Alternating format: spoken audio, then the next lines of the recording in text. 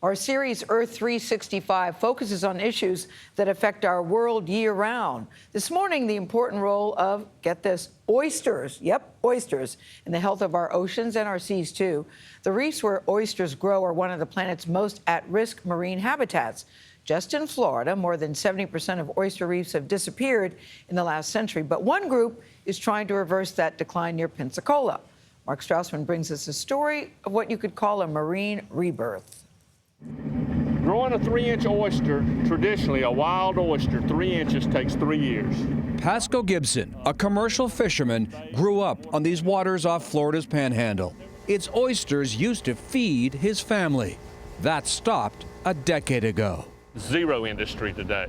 Nothing. Nothing. No commercial harvest of wild oysters. Oysters matter. We eat them. They're an estuary's cleaning crew. One adult oyster filters 50 gallons a day. Oyster beds break waves, protect shorelines from erosion, and create habitats for fish, crabs, and shrimp. But for commercial fishermen, Florida's Gulf Coast is no longer their oyster. What we didn't see is oyster habitat. Ann Birch works for the Nature Conservancy, a global conservation group steering a multi-million-dollar project to resurrect oysters here. Clearly, everything was in rough shape. Yes, and the oil spill only enhanced it.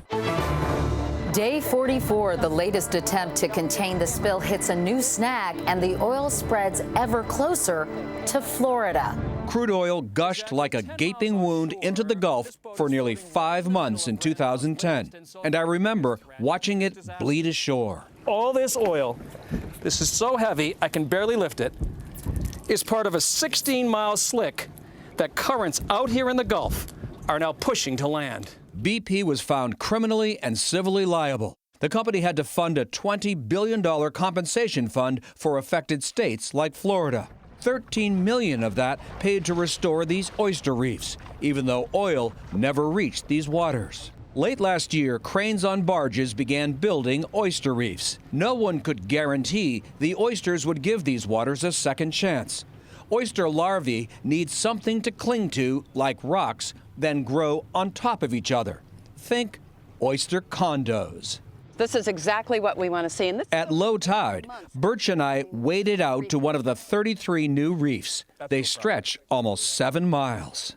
This is a rock from one of the restored oyster reefs that have 1, 2, 3, 4, 5, 6, 7, 8 oysters already settled on it. These oysters will be for habitats, not harvesting. No commercial fishing.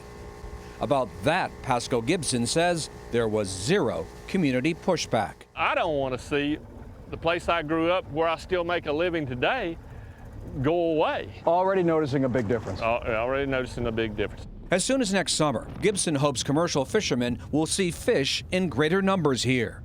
Conservation is a long game. Evaluating meaningful progress here will take years. Do you see some poetic justice that this environmental restoration is the outgrowth of an environmental disaster? Well, certainly, it is really important to use that money in the way that will restore the system that was harmed. Maybe for the first time, building coastal condos means environmental progress. For CBS Mornings, Mark Strassmann, Santa Rosa County, Florida.